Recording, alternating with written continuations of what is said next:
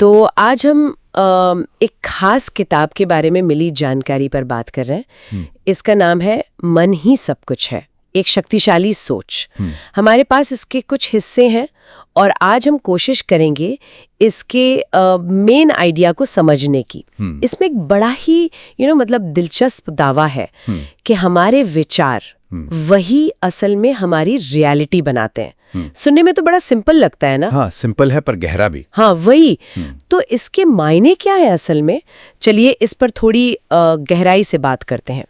इन अंशों को देखें तो निचोड़ यही लगता है कि हमारी असली ताकत कहीं बाहर नहीं है। बिल्कुल। वो हमारे अपने मन में ही है। बिल्कुल। हम क्या हैं या क्या बन सकते हैं, ये काफी हद तक हमारी सोच पर निर्भर करता है। सही कहा। जैसे अगर हम लगातार बुरा सोचते रहें, नेगेटिविटी में रहें, तो शायद नतीजे भी वैसे ही होंगे, लाइफ वैसे ही लगने लगेगी। बिल्कुल। और दूसरी तरफ अगर सोच पॉजिटिव हो, रचनात्मक हो, तो कुछ भी मुमकिन है। यही ना? एग्जैक्टली। और यहीं पर वो बात आती है जो श्रोत बताते हैं, आत्मज्ञान, खुद को जानना। और आत्मनियंत्रण मतलब अपने मन पर काबू पाना। अच्छा, यही एक तरह से सफलता की कुंजी है। तो इसका मतलब हुआ कि अगर हम अपने मन को साधना सीख लें, थोड़ा कंट्रोल करना, हाँ, तो ये जो गुस्सा है, डर है, चिंता है, इन भावनाओं को हम मतलब काबू में कर सकते हैं। हाँ बिल्कुल, क्योंकि ये सब भावनाएं शुरू कहाँ से होती हैं? मन से ही तो। सही बात है।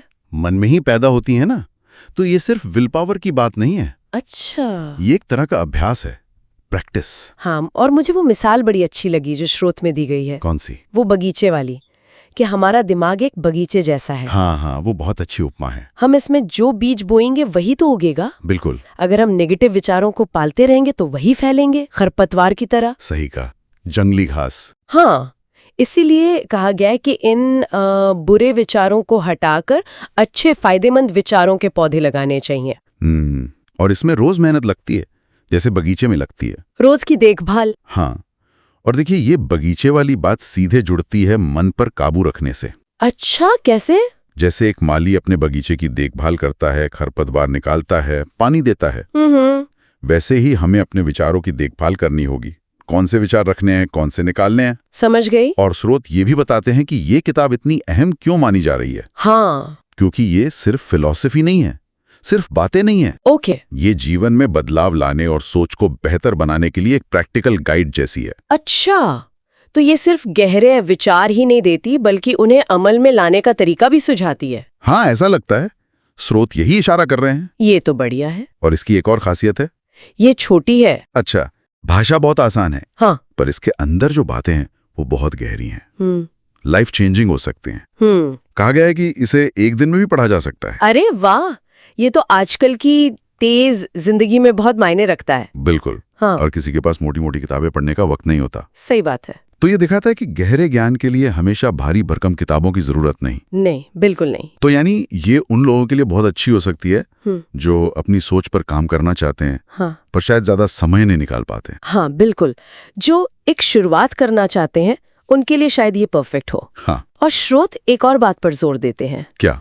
कि हर दिन की शुरुआत वो सोच समझ कर करनी चाहिए। सुबह की शुरुआत? हाँ, सुबह के जो पहले विचार होते हैं ना, हाँ, वो पूरे दिन का मिजाज तय कर सकते हैं, मूड सेट कर देते हैं। अच्छा, हाँ। जैसे उस बगीचे को सुबह सुबह पानी देना। हाँ बिल्कुल बिल्कुल, वही बात है, अपने मन के बगीचे को सही विचारों से सींचना। समझ गई। तो कुल मिलाकर इन अंशों का जो सार है वो यही निकलता है कि मन ही सब कुछ है, आप जो सोचते हैं वही बन जाते हैं। हाँ, ये एक लाइन ही अपने आप में कितनी शक्तिशाली लगती है ना? बहुत ज्यादा।